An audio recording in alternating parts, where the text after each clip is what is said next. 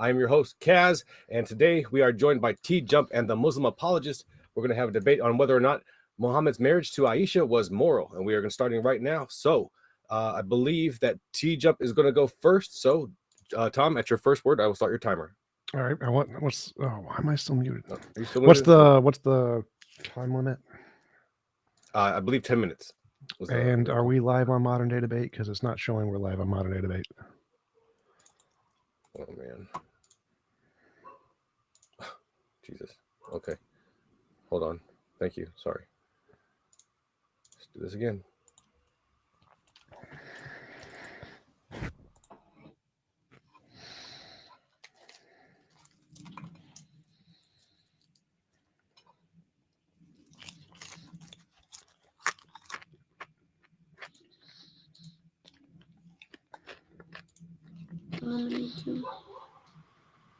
All right, people of the internet, welcome to Modern Day Debate. We are live now.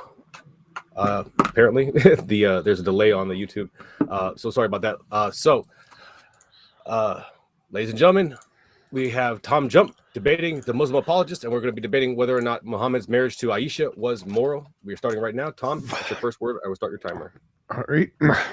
So the topic today is being married to a 6-year-old girl and consummating that marriage with a 9-year-old girl, pedophile. And yes, it is. It's pedophilia. So Muhammad was in fact immoral. And as Surah 33 verse 21 states, Muhammad is the pattern of conduct for all Muslims. And so this is why so many Muslims around the world are for child marriage, because Muhammad did it. And so everyone else is allowed to do it too, which is why Islam is an immoral religion. So the heart of the issue is, what are the approaches that Muslims can take to try to placate this obviously immoral statement that is in the Quran? And there are several approaches they can take. The primary three are: one is to claim that she was actually older. That wasn't actually 9, but this is false. Aisha, they claim that Aisha was actually 16 or 17 or maybe even older, and her pattern of her conduct based on her pattern of conduct. Unfortunately for the proponents of for the claim that Aisha was older, defense, this only works in an atmosphere of total ignorance of someone who's never read any of the Muslim sources related to Aisha.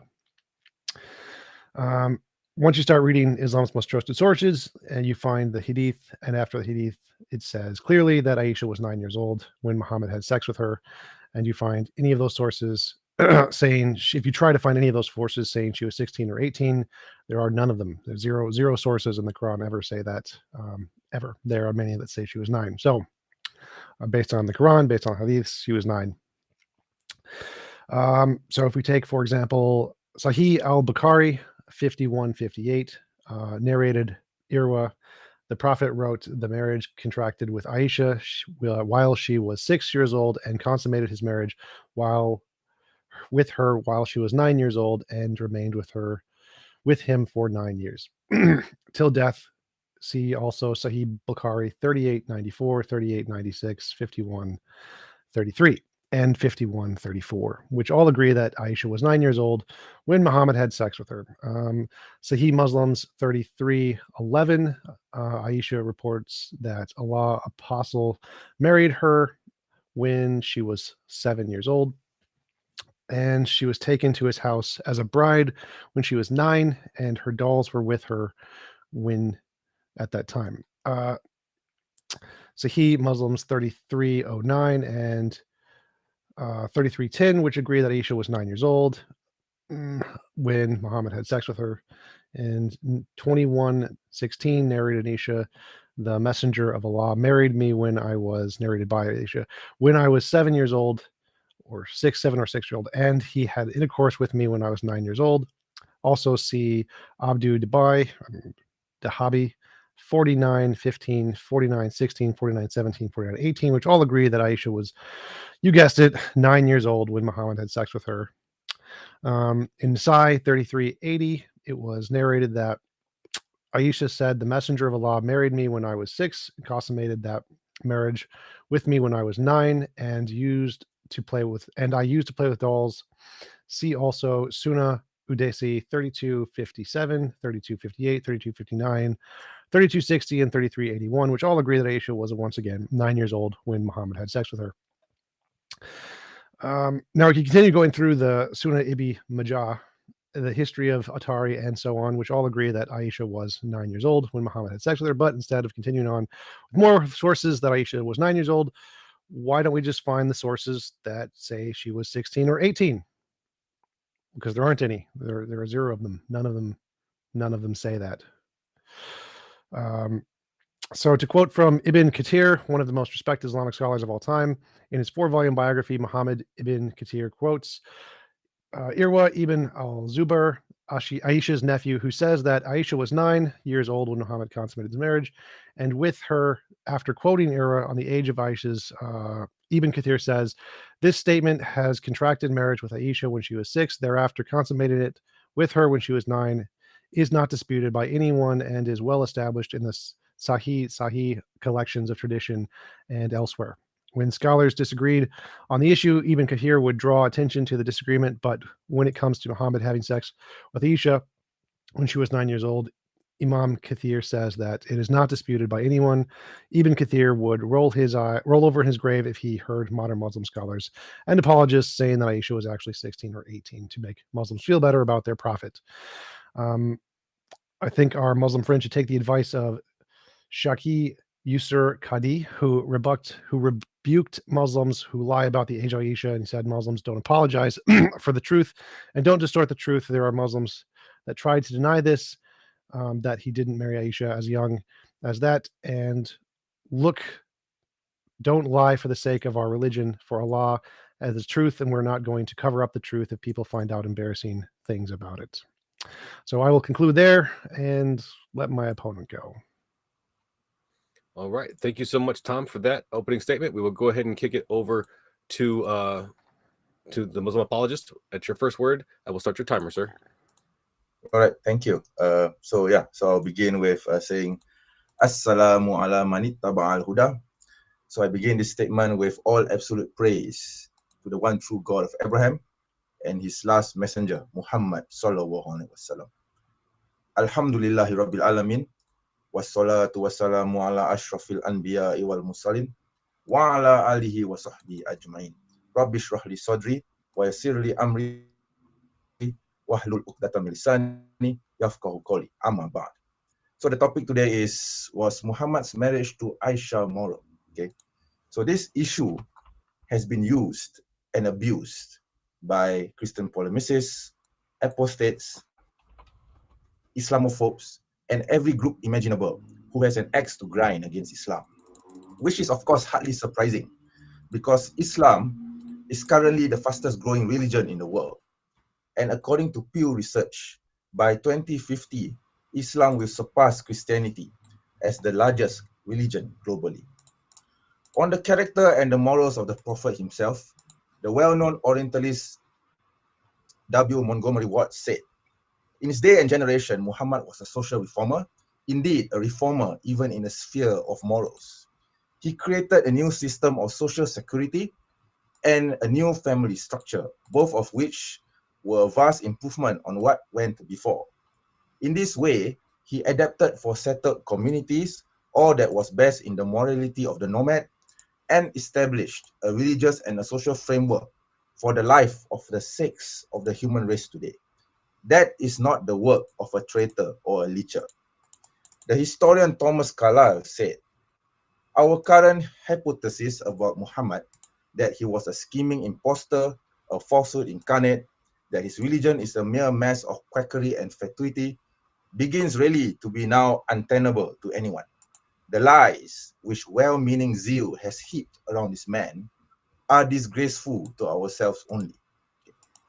So the evidence for Aisha being betrothed at 6 years old and her marriage consummated at 9 years old can be found in authentic hadith collections. And I do not feel that there is any need to cite these hadiths or object to their historicity. Going back to the issue at hand, we must first of all understand that this marriage took place roughly 1,400 years ago.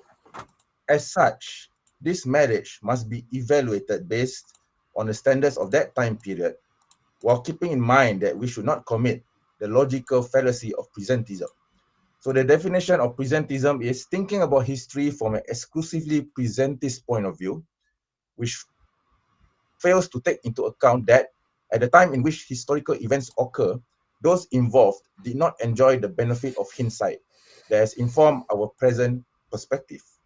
Presentism invites us to dismiss the poor decisions made by previous generations as having been based on their failure to anticipate the long-term consequences of their deeds.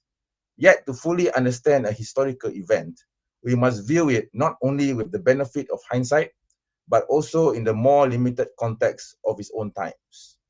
So this can be easily determined by asking a series of questions, which I will propose as follows. First question: was Aisha's marriage objected to by the Prophet's contemporaries or even by her own parents? Her answer is no, it was not.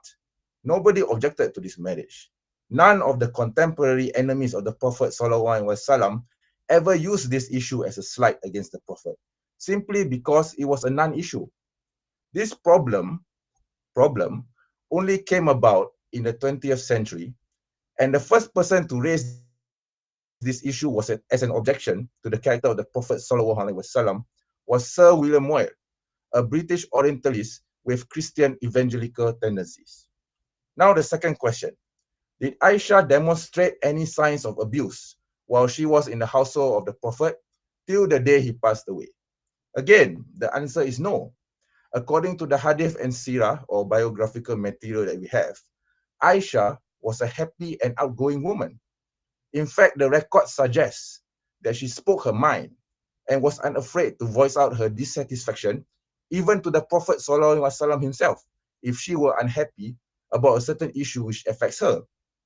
In the years after the passing of the Prophet, she became renowned as a teacher of Islam, and decades later, she even led an army against the Caliph Ali radiallahu anh.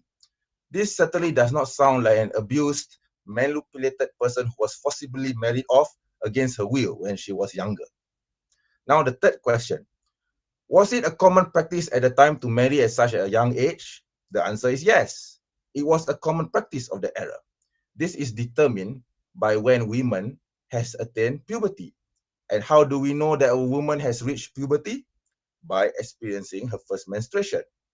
Under Islamic law, a woman can only be legally married after she has attained puberty. Now, Neil Postman, a former professor at the New York University, wrote the book, The Disappearance of Childhood. In it, he argues that childhood was one of the great inventions of the Renaissance, just like any other social structure. Its development was closely correlated with the written tradition and development of primary schools as opposed to the oral tradition in the Middle Ages. So he states, in an oral world, there is not much of a concept of an adult, and therefore even less of a child. And that is why in all the sources, one finds that in the Middle Ages, childhood ended at age 7. Why 7? Because that is the age at which children have command over speech. They can say and understand what adults can say and understand. They are able to know all secrets of the tongue, which are the only secrets they need to know. And this helps us to explain why the Catholic Church designated age 7 as the age at which one was assumed to know the difference between right and wrong, the age of reason.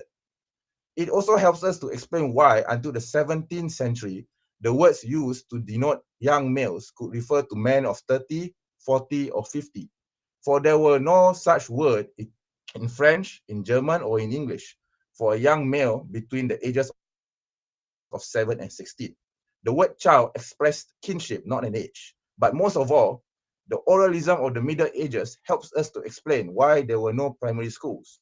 For where biology determines communication competence, there is no need for such schools. And if we look at the United States in 1930, thousands of boys and girls married before the age of 14. It was reported that 1,311 girls in East-South Central area of the United States married below the age of 14. So now this brings us to our fourth question. Are there examples of young marriages throughout history? What was the age of consent? So let us look at history and how marriage was practiced in earlier times before the 20th century. We have a long list of ancient kings and queens and individuals from Asia, Europe, Africa, and the Middle East being married off at an age as young as 7 years old. So here are a few examples. According to the Bible, Rebecca was married off to Isaac, the father of the Jews, when she was 3 years old. Mary, the mother of Jesus in the New Testament, was 12 years old when she got married to Joseph, who was 90 years old. Akhenaten, she was around 16 years old, was married to her half-brother Tutankhamun, aged around 10 years old, in about 1332 BCE. Judith of Flanders, she was around 12 years old. She married Ethelwulf, king of Wessex, who was 61 years old. Ecgtheow of Wessex, who was 16 years old, married to Charles the Simple, king of West Francia, in 919. Isabella of Jerusalem, aged 10 years old, married Humphrey IV of Toron, who was aged around 17 years old in 1183. And they had betrothed when Isabella was 8 years old.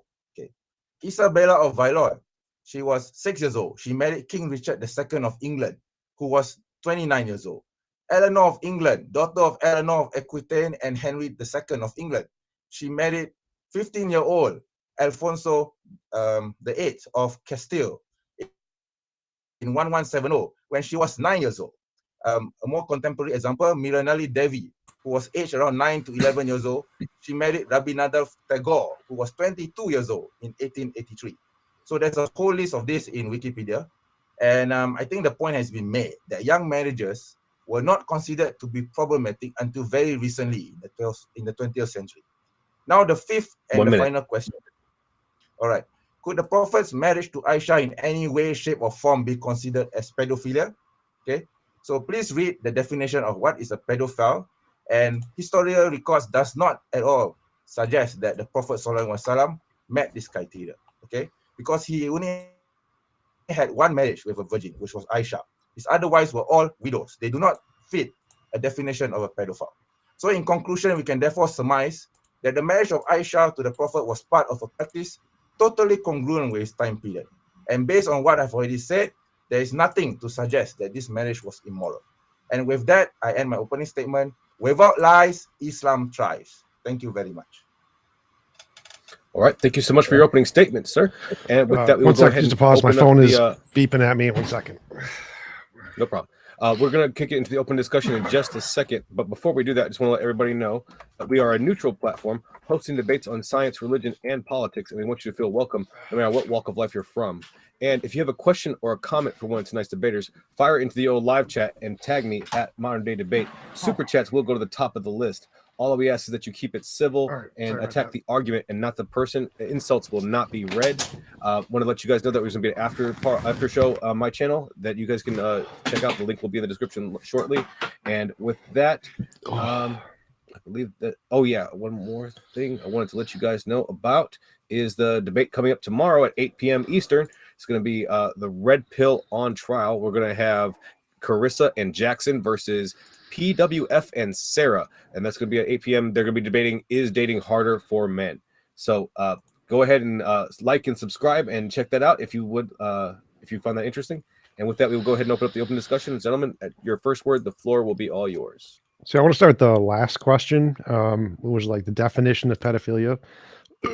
Definition is where the preference for sexual activity with a prepubescent child or children. Prepubescent is defined as ages 9 to 12. Aisha was 9. That makes him a pedophile. I was actually going to read the definition from the MSD Manual for the Consumer. So the full definition of a pedophile is defined as having had repeated, intense, sexually arousing fantasies, urges, or behaviors involving a child or children, usually aged 13 years or under. Pedophilia is also medically defined as a mental disorder. Many pedophiles have or developed a substance use disorder or dependence and depression. They often come from dysfunctional families, and marital conflict is common. Many were sexually abused as children. So please tell me if the Prophet fits this criteria. Yes, because being a pedophile doesn't require actual intentions. Like if you had sex with a child, even if you aren't attracted to them, you're still a pedophile. The Prophet was sexually abused as a child. Abused. It has nothing to do with abuse. If you have sex with a child, here in the MSD manual. Stop talking. What I say? Did you listen? No, shut up. Okay, hold on, guys. You shut up, all right? You shut up. Hold on. Listen to what I say. No, Hold I on, get to hold on, answer. guys, You hold asked on, a hold on. question. I get to No, answer no, the hold question. on. You're not answering the question. Yeah. I just said that What is the many question? pedophiles have or develop a What is the substance use question? disorder and dependence and depression. So I ask you, None of where that in matters. history?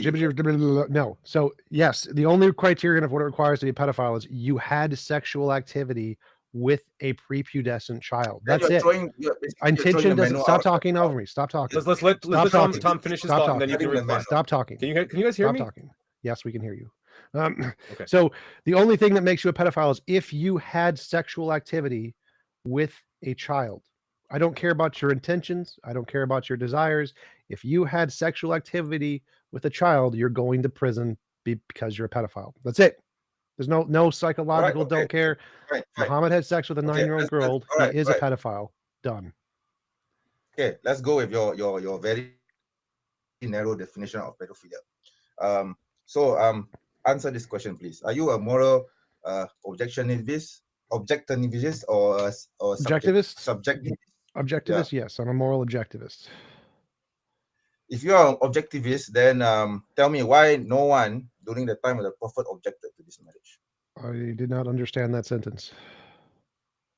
Why did no one, his contemporaries, during the time of the Prophet ﷺ, ever objected to this marriage? Because you said you said that morality is objective. Well, they did actually. Then Aisha's father did, but well, so moral objectivism is the position that facts are true independent of what anybody thinks. So asking me why didn't a whole bunch of subjective people not disagree doesn't make a difference to moral objectivism. It's still going to be wrong whether or not his contemporaries agree. That doesn't make sense to me. I mean, if morality is objective, if morality is objective, yeah, then it should be standardized throughout all periods. Then everyone should have agreed. No, like it's an objective fact. It's an objective fact the world is round. One sec. It's an objective fact the world is round. Not everyone agrees. Things that are objectively true are not objectively true because people agree. They're objectively true because they have a truth value independent of any opinions. It means it doesn't matter whether people agree. That's what objective means.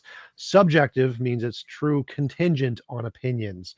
So if you're thinking, well, why the society at the time didn't object, and you think that's fine, that's subjective morality. That's relative morality. If you think morality is objective, that means it's always wrong to do things, even if people don't know it's wrong. So like many, many years ago, most people thought slavery was just fine. They were wrong. They were all wrong. Everybody in that society who was totally fine with slavery were all wrong. It was immoral, whether they realized it or not. So the number of people who realize it doesn't matter to objective morality, because objective means truth statements that are independent of what people think. Okay, all right. If that's your opinion, well, it's the dictionary definition of objective. Subjective is contingent on opinions. Objective is independent of opinions. Not the definition of objectivity. Okay, so I said moral objectivity. Moral objectivity is the position that the truth values of moral statements is independent of any opinion. Still doesn't make sense to me. Okay, but I don't. What doesn't? Yeah, I was thinking of a question. I can't. Give me a moment. Please. Okay. So what about the marriages during the time of the ancient times? So all immoral. They're all pedophiles. They were all immoral. Oh, really? They're all pedophiles. Yep. So you just admitted that the whole of Europe was practicing pedophilia. Sure. Yes, people in the past did lots of immoral things, and they were all immoral people. Yep. If you have sex with a child who is 9 years old, you are a pedophile and you are immoral at any time, at any point in history. Anytime, immoral. I don't care what the society thinks, you're still immoral. But then you're committing the fallacy of presentism. No, so presentism is using the present moment to judge things. I'm not using the present moment. I'm using objective morality. No. You just told me that the whole of Europe was practicing pedophilia. So there's a difference between using a present cultural context to judge things and using an objective standard to judge things. If you're using an objective standard to judge things, that is not the same as a subjective modern social context. Presentism is using a modern social context to judge the past.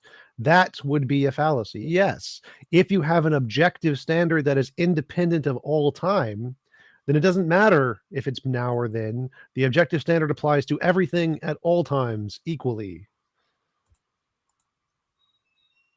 I still think that you're using the fallacy of presentism, because you just told me that the whole of Europe is practicing pedophilism. You just told me that the contemporaries of the Prophet ﷺ were also pedophiles.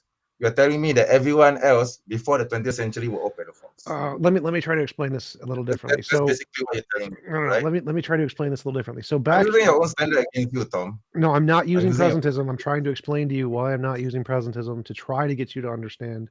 Like today, when physicists do math, they use general and special relativity. So if they're calculating the speed of light, We're not talking about science. We're talking about morality. Shush. Let him finish. Let him finish. So if we go back 300 years, when people were using Newtonian mechanics, and we're comparing their numbers, they say that the speed of light is 299 point something.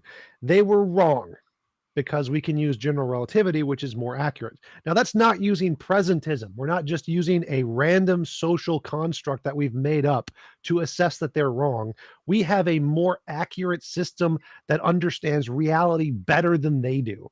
And so there's a difference between presentism, which is using a cultural belief contingent on the society to judge other societies' cultural beliefs, and using an objective fact about reality which can be demonstrated to show that they did it wrong in the past. Those are two different things. Does that make sense? There's facts. You're still using presentism. You're judging, basically what you're doing. You're judging the history. You're judging history based on what we are doing now. Yes, of course, today just to clarify, when people were doing Newtonian mechanics, were they wrong? Tom, let him finish. No, when people were doing Newtonian mechanics, were they wrong? Let me finish. When people were doing Newtonian mechanics, were they wrong? Statement, Tom, come on. No, I'm not interested in a statement. When people were doing Newtonian mechanics, were they wrong? Yes or no? All right. Well, if you don't want to answer that, just go ahead and finish your question then. I just want to finish the statement, all right? No, your question is presentism. If you say people doing Newtonian mechanics were wrong, are you doing presentism? I don't understand your question. Okay, so anyway, Newtonian mechanics, the past, people doing math in the past, were they wrong? No, they were not wrong. Why would they be wrong? So why would they be wrong? So the calculations of Newtonian mechanics is incorrect. It does not describe things accurately. That's why we switched to general relativity. Math in the past, they got it wrong. Today we get it right. They were limited by the knowledge of their time. So why would it be wrong? You know? Because it does not describe reality. So if you try to describe the orbit of the moon with Newtonian gravity, it's wrong. Your example is about mathematics and facts. Yes. It's not about morality. No. Morality is a fact. That's what objective morality means. If you believe in objective morality, you believe morality is fact, just like physics is fact. That's what objective morality means. Of course, physics are facts, but I'm talking about morality. Yes, morality is a fact. Morality, objective morality, moral facts are facts, just like physics is facts. You're still not making the point. You still don't get the people in the audience. Did what I say just make sense? Was the connection between objective and facts and physics? Did that make sense to you guys? My chat is saying yeah. My chat makes sense. Kaz, did my analogy make sense to you? Of course, but I'm neutral. Doesn't make any sense to me. You're still using presentism upon a culture that happened 1,400 years ago. Okay, you're judging history based on what we are practicing now, and there are certain things in the past which would be considered immoral back then. Wait, I got another idea. In the past, people thought objects that were heavier than air couldn't fly. Were they wrong? I guess so. Yeah. Yes. So today we know objects that are heavier than air can fly. Planes can fly, but in the past they thought they couldn't. Is that presentism or is that a fact?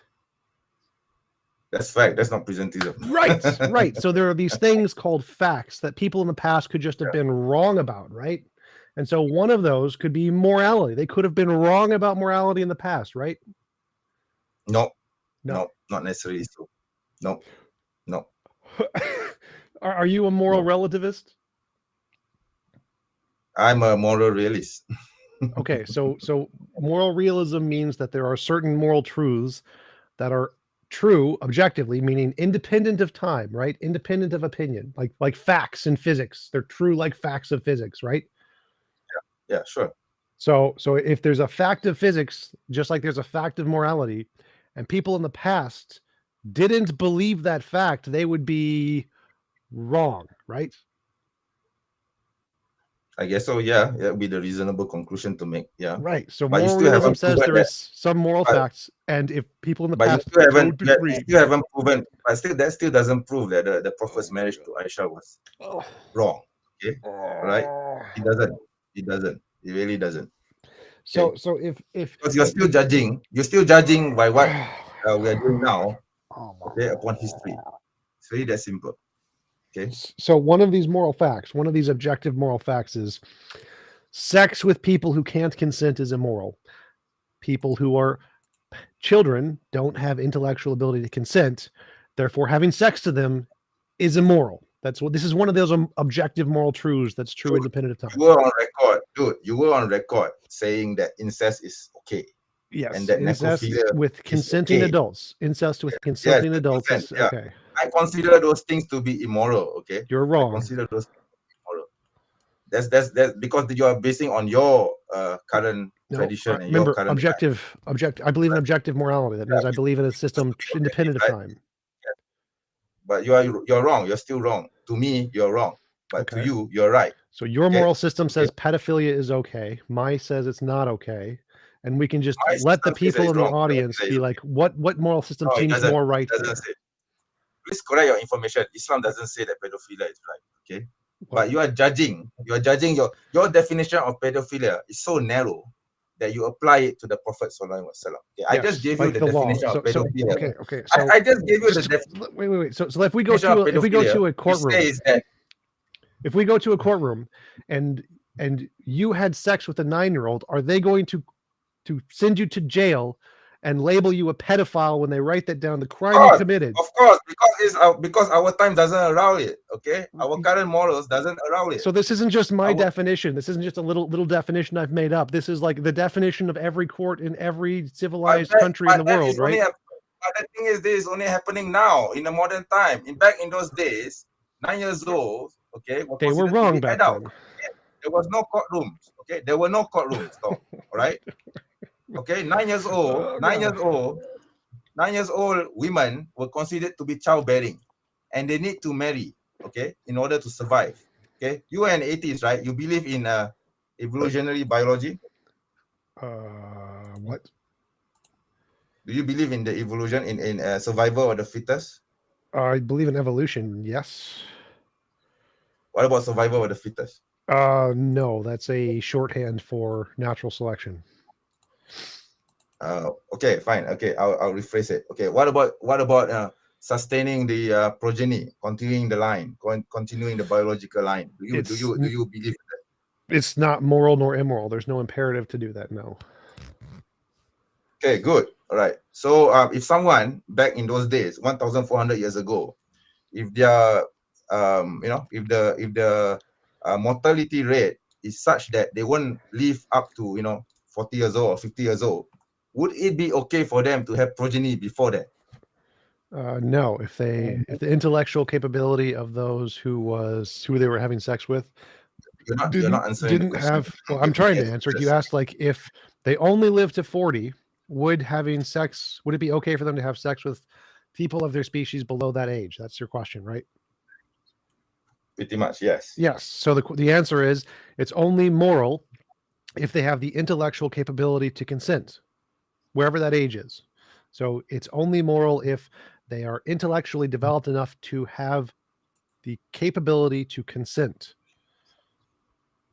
Aisha's parents and Aisha herself consented to the marriage. What do you say to that? she's 9. You can't consent when you're a child. That's literally a part of the law. So you are in denial because the records say that she consented to the marriage. You're in denial. No, that's simple. no. Close. Finish. I won the debate. So yeah, you can claim that, like, if you claim a child consented to sex, you still go to jail. That doesn't mean the fact that they consented. I think you ignored my definition of what a child is, because I read the definition of what a child is, right? I quoted Neil Postman, right? What? I quoted Neil Postman that in the Middle Ages. Oh my God. Okay, let me read. Okay, let me please Cass, is it okay if I read this out? Okay. Well, my definition is a young human being below the age of puberty and below the legal age of majority. Yes, can I read out this passage if you're okay with it? Yes. Yes, okay. By all means. Okay, so Neil Postman, in his book, The Disappearance of Childhood, he's a former professor at New York University. He says that in an oral world where there is not much of a concept of an adult and therefore even less of a child, and that is why in all sources one finds that in the Middle Ages, childhood ended at age 7. Why 7? Because that is the age at which children have command over speech. They can say and understand what adults can say and understand. Okay, and then of course the passage just goes on and talks about the attributes of what defines a child back in the day. But basically, people before the 20th century, okay, they don't have this conception of child.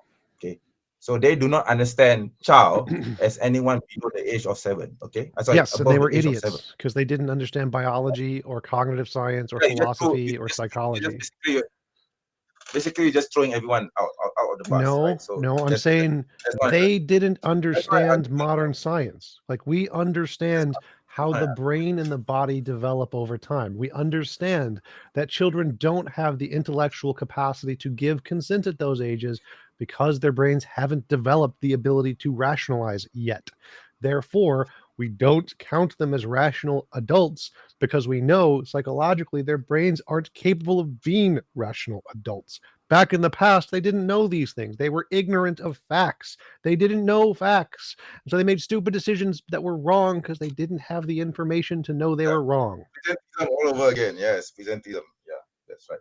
Yeah, you're doing presentism again. No, that's those facts things. Those pesky facts things we agreed upon are not presentism. They're just facts. It's presentism because I just told you that in the Middle Ages they don't consider a 7-year-old to be a child. Okay? And I already explained that's not presentism. That's a fact. You're just, like I said, you're just throwing everything under the bus. You deny every single definition I give, and you give your own definition.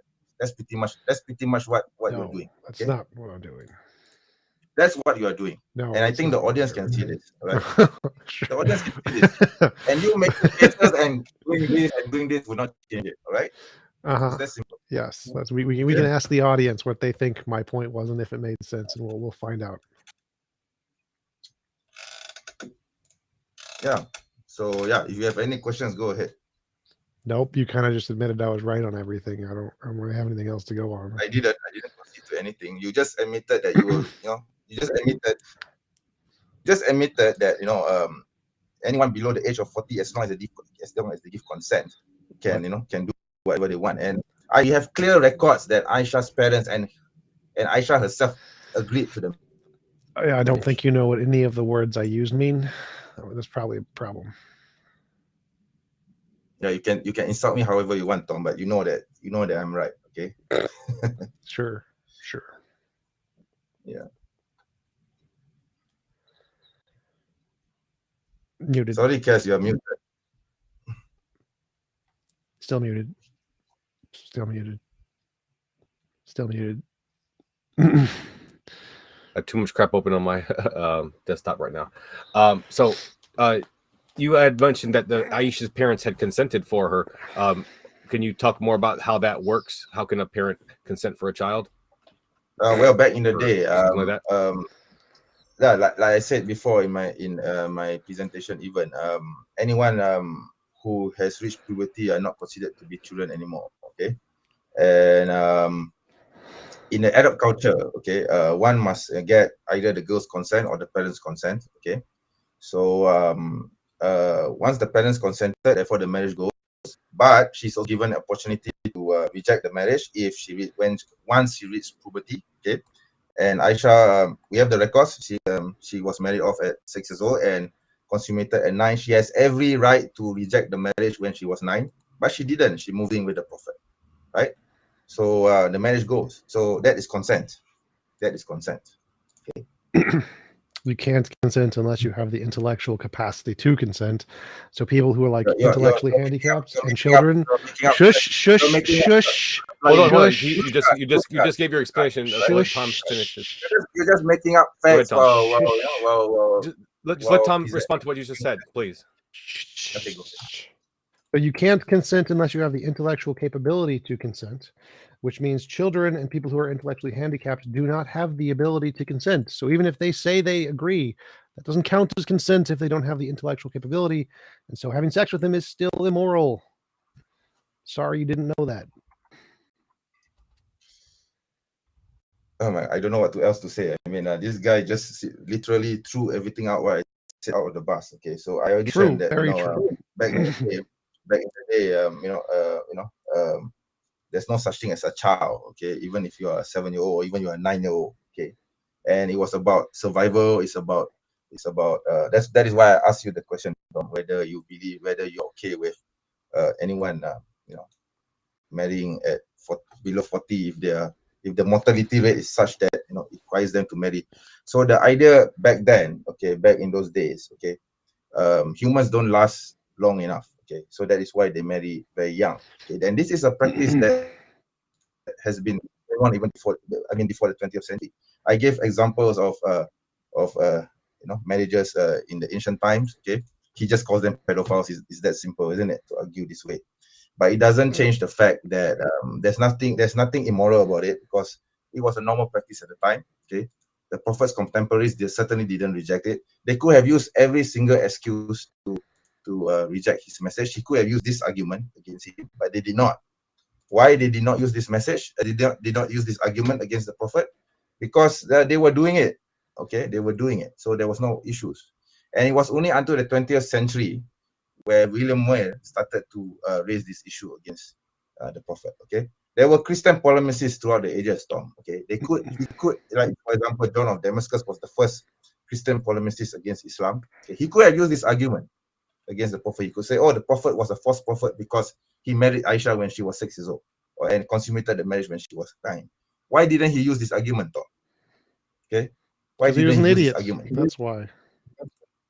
He You didn't cannot go understand around morality. and use it as argument, Tom. That's not an argument. That's emotional. No, That's like just if plain someone didn't make an facts. No. You said you wanted facts. So just give me a fact. I'm not sure who's Give me a talking right fact. now. One of us there's an echo somewhere, but yeah, so if he didn't know a better argument existed to prove Muhammad was a not prophet, He had all then access. he was He had all access. shush. Then he was an He had all idiot. access. He was ignorant of the facts of the better argument. So I can make a better argument. Muhammad was a pedophile. That proves he's not the. So that's your argument. Everyone else were idiots. Everyone were pedophiles during the time. Yes, that's your argument. Fine. Sure. Doesn't change anything. Yeah, and yours is, well, at the time they were fine with it, therefore it's perfectly moral. Totally not a justification for literally every crime. I didn't say it was either moral or immoral. I just said it was a practice at the time, but it was certainly not immoral. Okay, I didn't argue for morality. I didn't argue for positiveness of the marriage. Okay, I didn't argue for the negativeness of the marriage. I'm very neutral. You just destroyed yourself on that one. So if you're admitting that what people think is, if you're admitting, everyone else were idiots and they were all practicing pedophilia. So if you think that, if you agree that the fact that all those people thought something or didn't think something is completely independent of whether or not it's moral, then that shows that whether or not they thought or agreed with it is completely irrelevant to the question. It doesn't matter. It's irrelevant, which that's correct. It is irrelevant, but then you've just wasted like every minute of what you've said because that's all you've brought up is something that's completely irrelevant. Presentism. Yeah.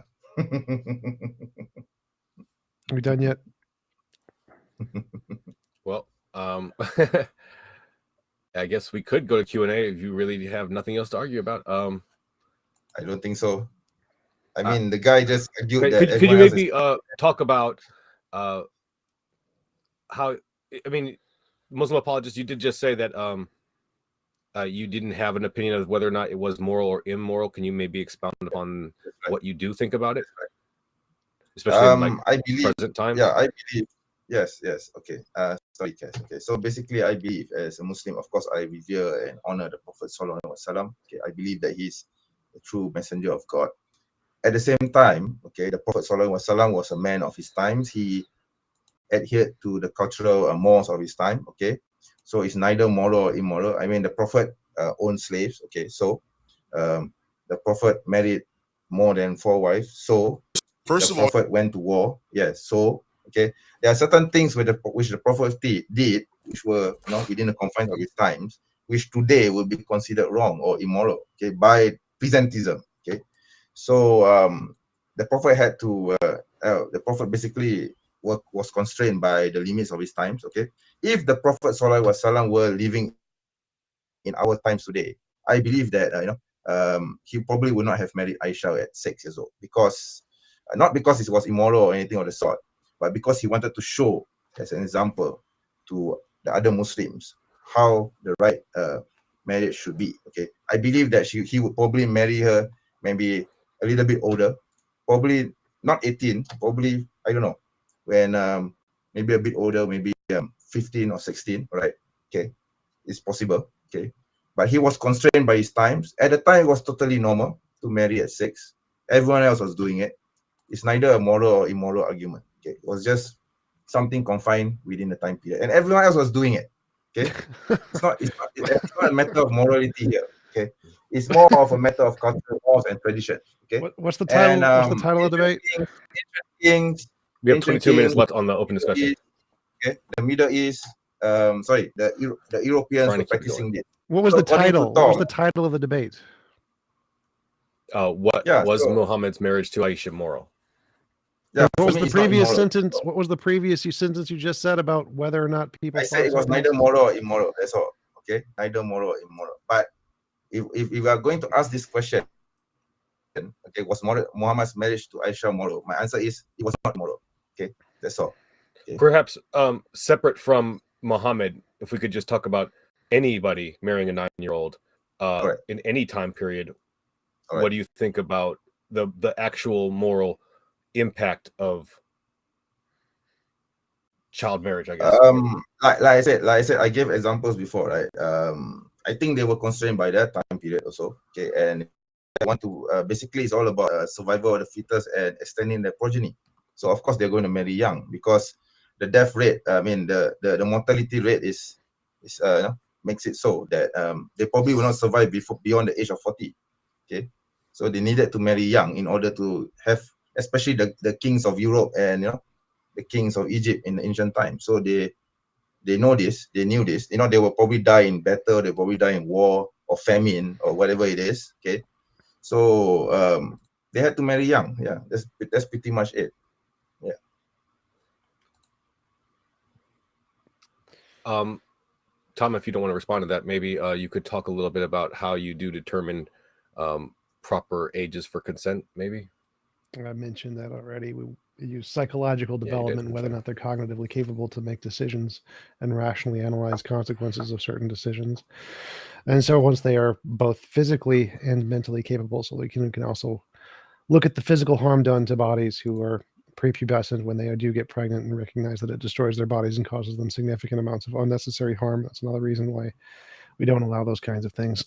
So both the physical and psychological development are the criterions that we use to establish whether or not it's consensual to have sex with someone.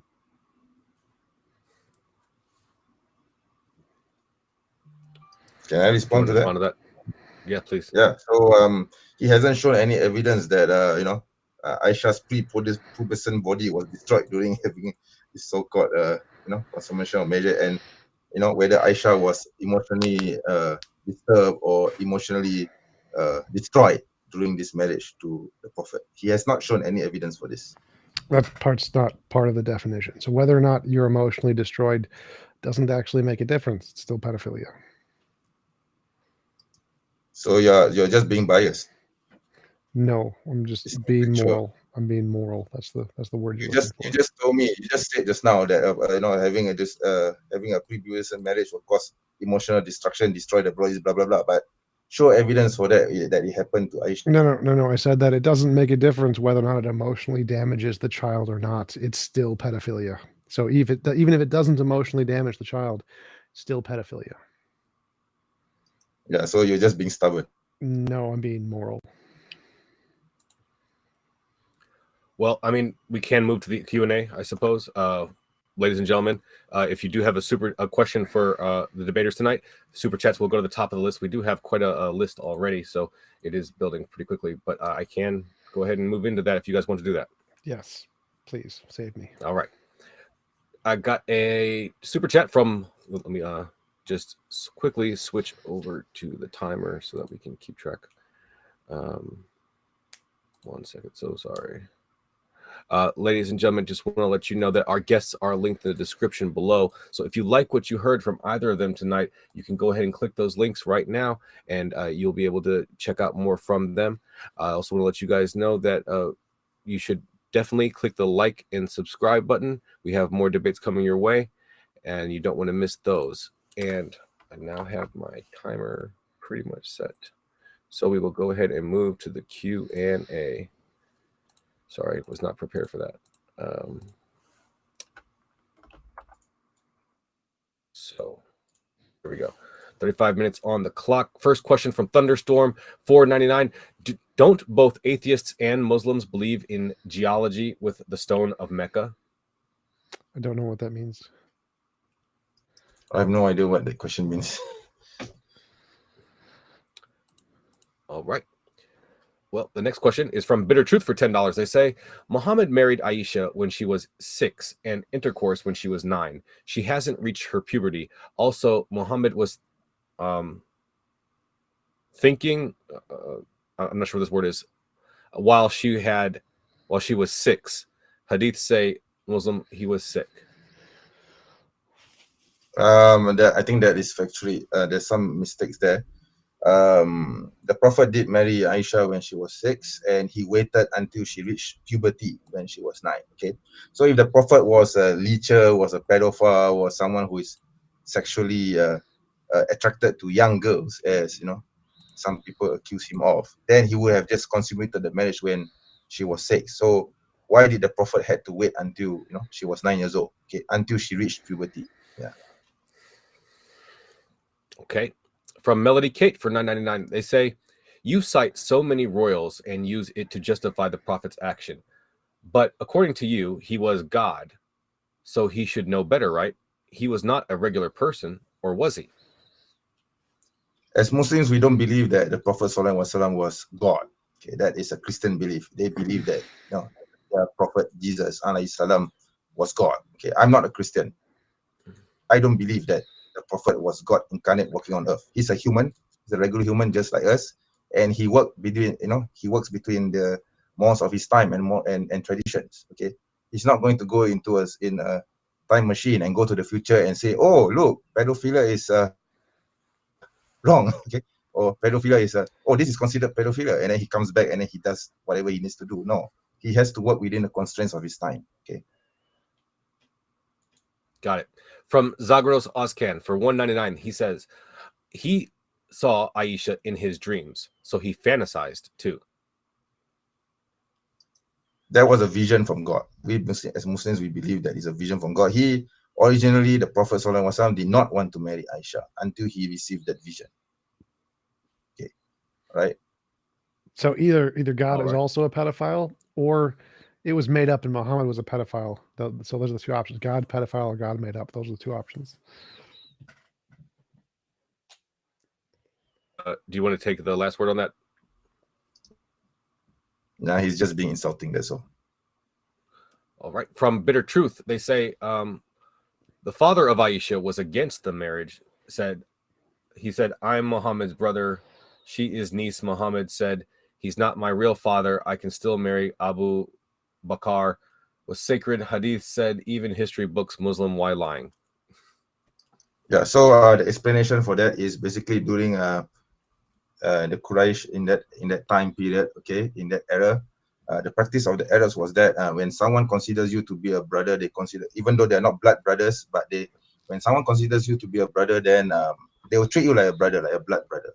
So that is why when the Prophet expressed his intention to marry Aisha, because Abu Bakr radiallahu anh considered the Prophet to be his brother, he's almost like a blood brother. Therefore, he was surprised, and he asked why would the Prophet marry his daughter, because they are like brothers, like blood brothers. So the Prophet ﷺ said that we are not brothers by blood, so it is all right. So this is actually an example by the Prophet to show that Islam only considers someone to be related only by blood, not by relative mores or by friendship or whatever. Only the bond of blood is stronger than anything else, right? Got it. From Thunderstorm for $4.99, they say 9-year-olds is all kinds of wrong. As I already explained in my opening speech, I mean, did that guy listen? Did that guy not listen to my opening statement? I've already defined what is a child, and I've already shown examples of European kings practicing this, which my opponent here says they are all pedophiles. Okay, that's just throwing everyone under the bus, all right? So throwing the pedophiles under the bus. Back then, puberty is considered. Basically, back then, anyone who has reached puberty is an adult. That's pretty much it. And Aisha was an adult by all definitions of that time. Okay. Got it. From Ozzy and the Gamer for $5, they say for Muslim apologists, it is not moral just because it was legal. Your quote unquote prophets were immoral. You are a relativist. It's not presentism, and they were ignorant. I would say that the questioner, he's also a presentist. He's just throwing everyone under the bus. I've already explained this. Got it. From ES 1002 for €2, I think. For you Muslim apologists, if you lived in that time, would you copy him? Yes, I would. Of course. Because he's my prophet. He's the best example of man. Got it. From Mars Squeeze for $5, they say, where is Chris Hansen? That's a joke. From Industrial Nerd for $2, they say, little girls are okay, but not bacon. I don't get what that means. Oh, I think he's talking They're asking about why it's okay to marry a prepubescent girl, but not eat bacon. Oh, that again, this goes back to my original statement. I think I don't want to repeat that again. I've repeated it so many times. Bacon is forbidden by the Quran. It's an explicit commandment. Okay, so yeah. Got it. From Jupiter Darman for $5, they say, I feel like I've spent an hour listening to someone tell me why an adult marrying a 6-year-old was perfectly fine. Am I right? Love you, TJump, and God bless that chair. Yep, that's about right. Can I respond to that? Sure. Yeah. So it is something of a common practice by Islamophobes and trolls and this ignorance to repeat the claim that the Prophet married Aisha when she was 6 and consummated the marriage at 9. They forget that there's a 3-year gap between the marriage, between both this marriage and consummation. So they need to answer the question: why was it that the Prophet waited until she was 9 years old? Please answer the question. I don't know. Got it. From Hate Still Hate pedophile, Stairs though. for $5, they say. Go ahead. Okay. To the Muslim apologist, was it immoral to kill someone before Cain killed Abel? Yes. Yes, it was. Interesting. That looks like that's the end of my super chat list. So if you have a burning question for one of our tonight's spitters and you really want to make sure that it gets answered, then you can go ahead and fire into the old live chat and as a super chat. But if not, then I will go ahead and move on to the other questions. From Sahih Luke, question for TJump. You cherry-picked the hadith that says Aisha was 9, but why you didn't quote the hadith that mentioned she was 19 years old? Are you not suppressing the evidence? There are none. There are none that said she was 19 when they consummated. That doesn't exist. Muslim apologist, is there such a hadith that says that? Well, okay, so there are some scholars who not deny, they criticize the hadith which mentioned that Aisha was 6 years old and consummated the marriage at 9. So they look at other external evidence, like for example, her sister. Okay, her sister was around 20 years old, and based on that understanding, therefore, the age gap between her sister and Aisha was about a few years in difference. And since that particular hadith, at the same time which the Prophet allegedly married Aisha at the time, okay, I mean married Aisha at the time, the difference between the ages is such that it can't be possible for Aisha to be 6 according to this methodology. But I myself, I don't adhere to this because I believe that there are serious implications if we as Muslims use this methodology. So I'm just going with the literal evidence, and I believe in this hadith wholeheartedly that the Prophet ﷺ married Aisha when she was 6 years old, and consummated the marriage at puberty when she was 9 years old. So I have no problems with it. Okay. Got it. Super chat from Bitter Truth for $5. They say, Kaz, can you please arrange my debate with Muslim apologists on the same topic? And I would probably do that. Send me an email or link up with me on Twitter or whatever, and we can see what we can do. Sure. Can I say something about that? I'm sorry? Can I say something about Sure. that? Please. Yeah, please so that guy who wants to debate me, I have a live stream every week, so you can jump on and talk to me about it. You're free to do so. I got a question from Don. He is linked in the description below. I got a question from Don on my end. Would Muslim apologists allow his daughter to be married at the same age as Aisha? If it's the Prophet ﷺ, then yes, of course, without a doubt, in the blink of an eye. Did you say only for the Prophet? Is that what you just said? Yes. Got it. From Bob's note, I need to read it. Bob's note. Oh, I'm sorry. From ES1002 for €2. They want to know about your criminal record, Muslim apologists. Okay, sure. I will explain that. All right.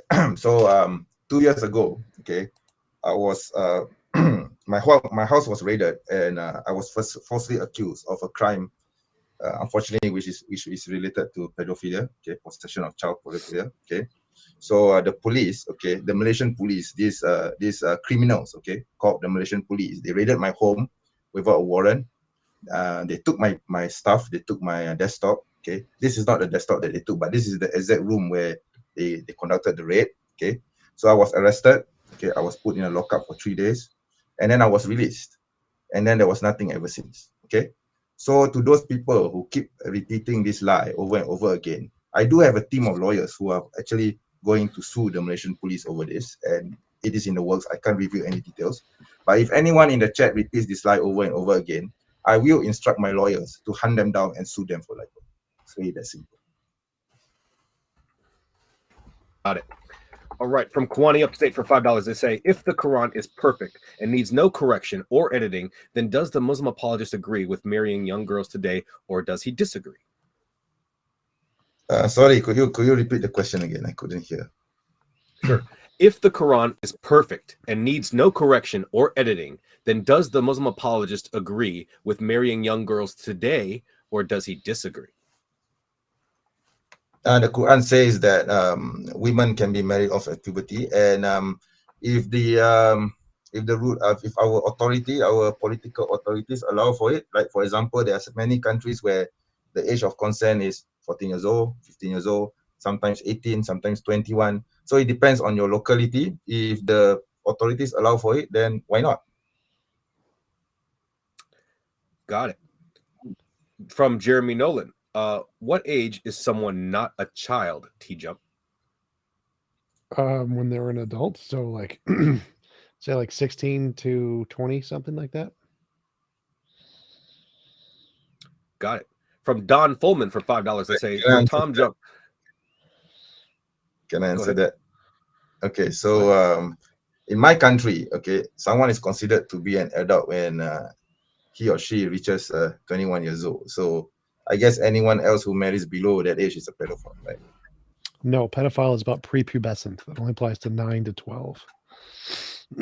But you just said that someone who reaches the age of 16 is an adult. In my country, it's considered to be a child. Okay. So what's your standard? Pedophile only applies to prepubescent.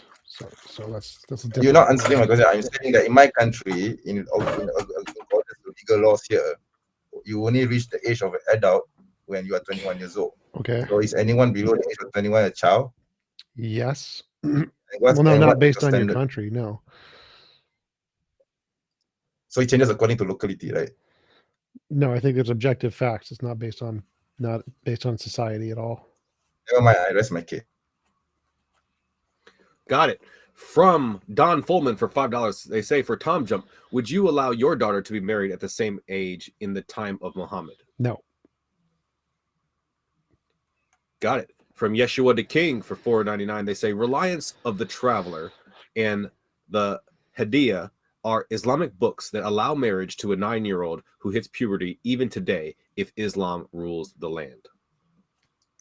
I've already actually talked about the reliance of the traveler in my debate with Apostate Prophet. I said that the reliance of traveler is not reliable. It's not considered to be something authoritative.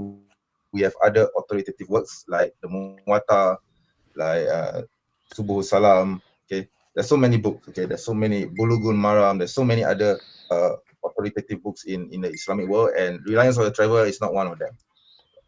Are you saying that he's wrong and that the reliance of the traveler does not agree with you? Basically, I'm saying that the reliance of the traveler is not considered to be authoritative. That's all in the Muslim world. Ivan. Got it. Okay. From Mark for $20. Thank you so much, Mark. God/Allah, Judaism to Islam, is inherently wrong, morally speaking, 9 out of 10 times. So how do you justify his commands? I mean, he doesn't give any real examples. I guess I'll just answer it generally. Okay, so as Muslims, we believe that God throughout the ages sent down his messengers to proclaim the message of truth, to the worship of the one true God of Abraham. And in each time period, in each situation, there are differences in the laws and mores. Like for example, Musa alayhi salam, he would be more militaristic because the situation commands for it.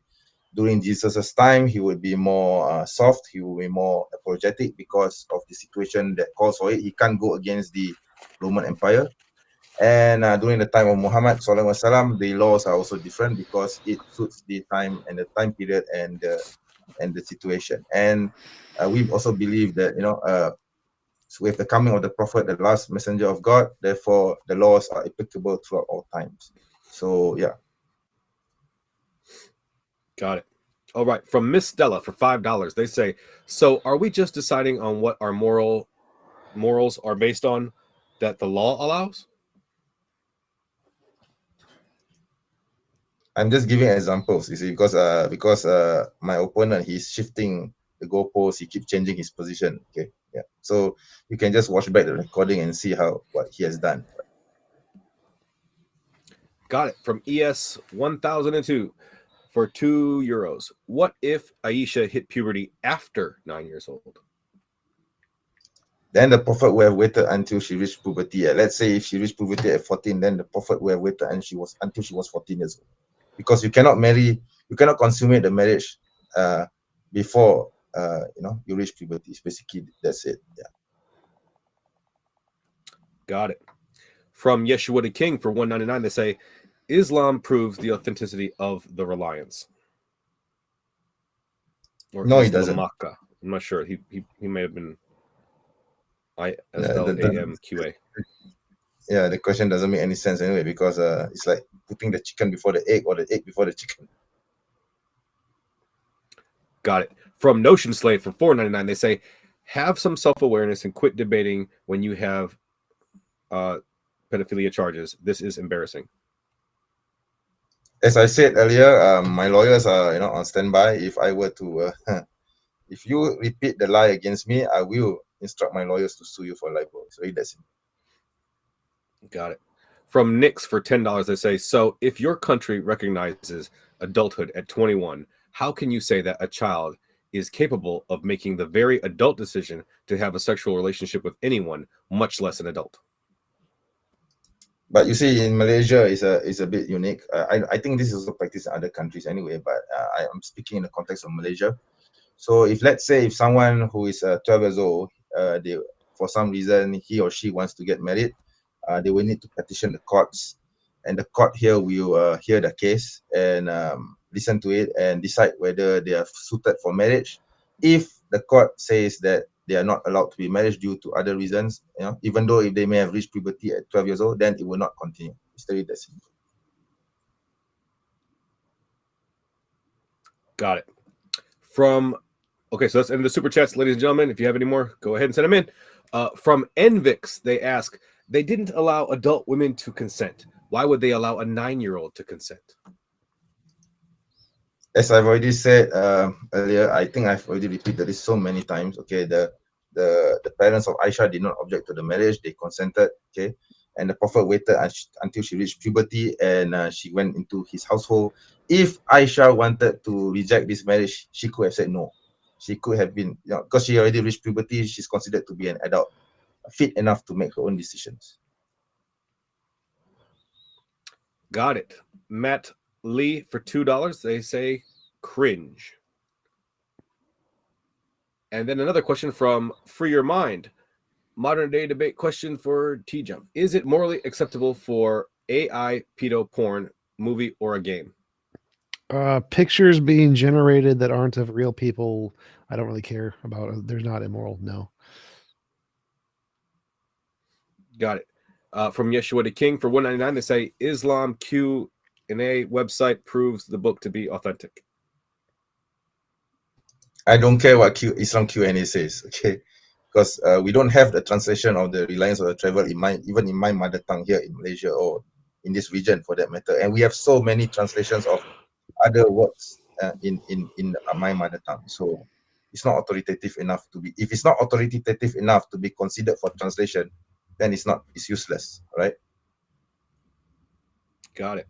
From Ames McDougall, did Aisha's parents sell her off? The short answer is no. Okay. From Free Your Mind, what's your take on the low birth crisis? Women working a factory, and do you think we need women to give birth and men to father a family to keep the population going? No, who cares about the population? If the population goes down, oh well, it's not a bad thing. As long as we have AI to make up for the work, it doesn't matter if we have population or not. Can I answer that? Got it. Sure. Okay, so I believe in the family unit. Okay, so I think I've already said this so many times, even during past debates, that Islam promotes the family unit and ensures that the human race continues. Therefore, it encourages marriages and the continuance of the line, okay, the biological line of humans, and you do it while ensuring that the man is as the leader of the family and the woman as the leader of the household. Yeah. Okay. From Jacob Grosek. Question for Muslim apologist. Of course, from a Muslim perspective, Aisha's marriage can be seen to be moral. But why should people who don't hold a Muslim morality accept this to be moral? Because marriages at puberty was considered to be normal back then. Okay, so yeah, I mean the standard for adulthood was puberty and the conditions of the time period. Okay, it's a combination of factors.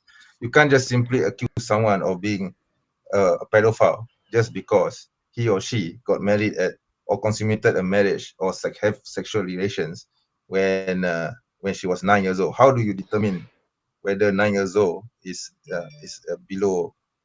Is mentally incompetent or whatever it is that spill. Yeah. Because it's before puberty. That's the answer. That's how you do it. Yeah, but I just said that Aisha would reach puberty when she was 9. You just said that 9 to 12 is all before puberty. Puberty is after 12. she reached her puberty. She had a menses at 9. Okay. All right. Next question from ES1002 for €2. I think Aisha couldn't have a baby due to fistula.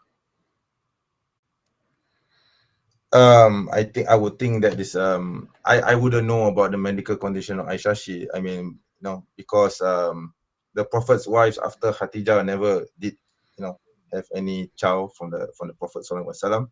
Okay, so but they had children from their previous marriages. Okay, except for Aisha, of course, as I mentioned that Aisha was a virgin, so of course not.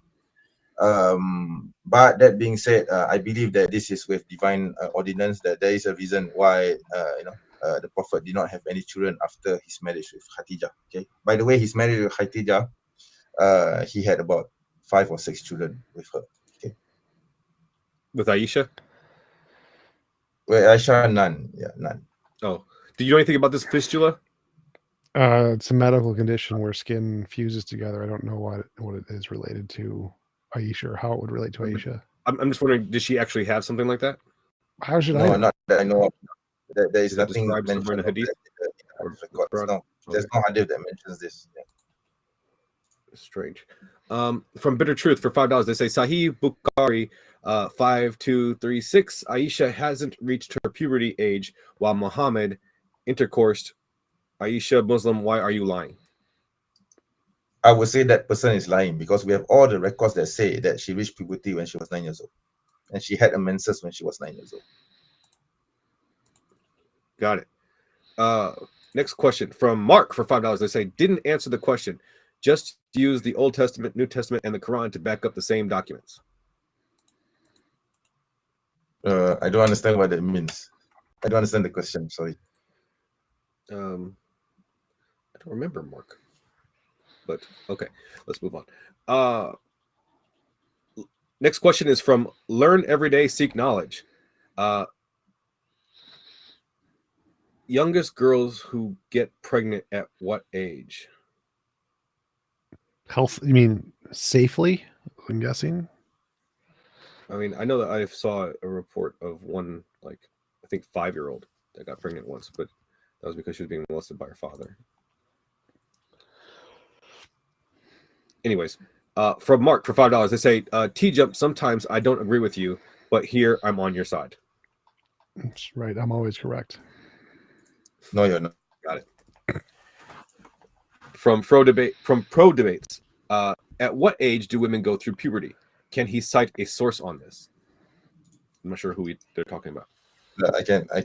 I have many sources. Actually, on my website, I actually cited many sources where women reach puberty faster in extreme climates. Like, for example, if you are in the Arctic or if you are in a desert or in the Sahara Desert, then you will reach puberty earlier than other people in the region, in other regions. Okay, so unfortunately, I don't have the facts and figures here, but you can go to my website. It's called Bismika Awahuma. Okay, it's BISMIKAALLAHUMA.org, and you can look up on that article on Aisha. I actually wrote an article on this 20 years ago. Okay, and I've laid out the facts and figures about this marriage. Yeah. Wow.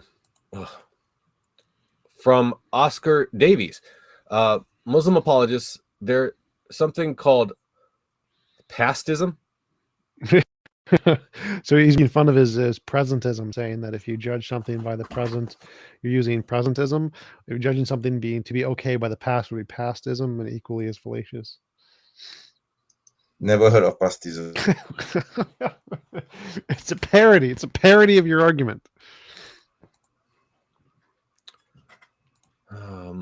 From Unknown or Yeshua the King, is Muslim apologist a Salafi? Yes. What does that word mean? Got it. I don't know. No, I'm asking Muslim apologist. What does that mean? What does that word mean? Well, it means that someone adheres to the Quran and the Sunnah and follow the ways of the Salaf, meaning the first 3 generations of Muslims. Gotcha. All right. From Pro Debates, they say, if a child goes through puberty at 6, would he be okay with someone back then having intercourse with them? Sorry, could you repeat that again? If a child goes through puberty at 6 or earlier, I would ask, would he be okay with someone back then having intercourse with them? Yes, of course. Why not? Back then. Okay, back then. The keyword here being back then. Okay. That doesn't make it any better. Okay. It's equally as bad, no matter what time frame you put it. I don't know why you keep saying back then as if it makes it less bad. Present. From Bitter Truth for $5, they say, I text Sahih Bukhari hadith where Aisha said she hasn't reached puberty, reference 5236, Muslim, why keep lying? Then he needs to show the evidence, okay? Because I've already answered this so many times, okay? So there's nothing else to add to it, okay? If he just wants to deny it, I mean, what else can I say, right? Got it. From Saint Benevolent, is it moral to have sex slaves in 2023? I guess it depends on the situation. I guess today we don't practice that now, so it's not a moral or immoral discussion. Okay, I think this would be a separate topic entirely. This is about slavery per se, but we don't practice it, so it's moot. Okay, the question is actually moot because we're not practicing it now. So the answer is no. It is not moral. It would be immoral to have sex slaves at any time period.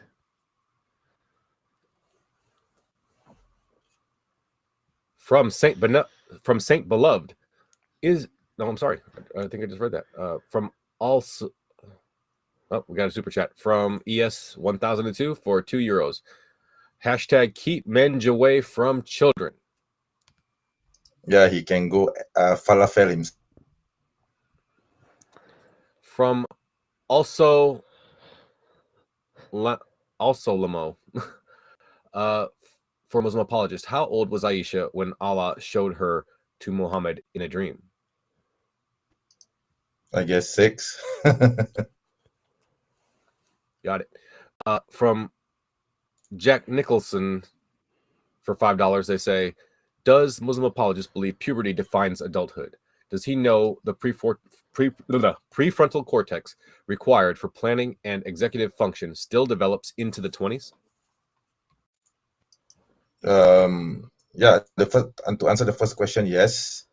To answer the second question, I would say that it depends on your situation, your condition, because back then things were extreme. So obviously the prefrontal cortex would develop faster. Okay, today we are living times, yeah, basically I'm relaxing in front of my monitor. I mean, back then, do you think they would have time to do this? They will probably be working in the fields or going to war. Do you really think that they will have time to wait until they are in the 20s for their prefrontal cortex to develop? Okay. Super chat from Bitter Truth for $2. They say religion based upon lie. Muslim Apologist just proved it. To that, I will answer, without lies, Islam thrives.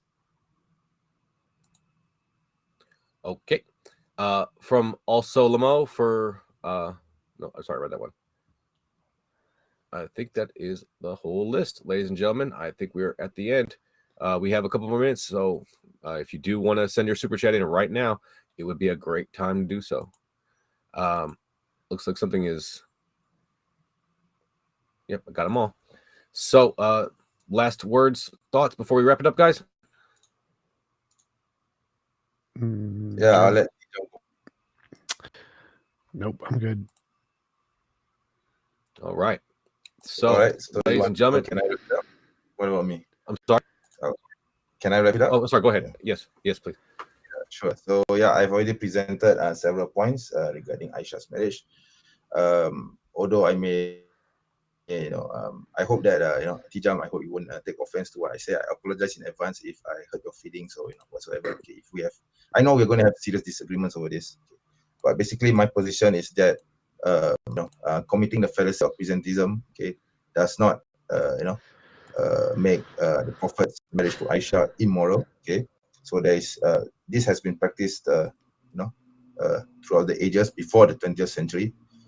It's all about survival of the fittest, okay, extending the progeny, okay, and the mortality rate also factors in. So this is something very normal back then. Of course, today we don't do this because we have so many reasons not to do this, okay. Of course, we have the problem of pedophilia and all these problems, right? This sexual crime, this degenerate, right? So of course, we don't do this. But that being said, back then there's no such thing. So things were different back then. Yeah. So that is all I have to say. All right. Well, thank you so much. Double check to make sure we didn't get any more.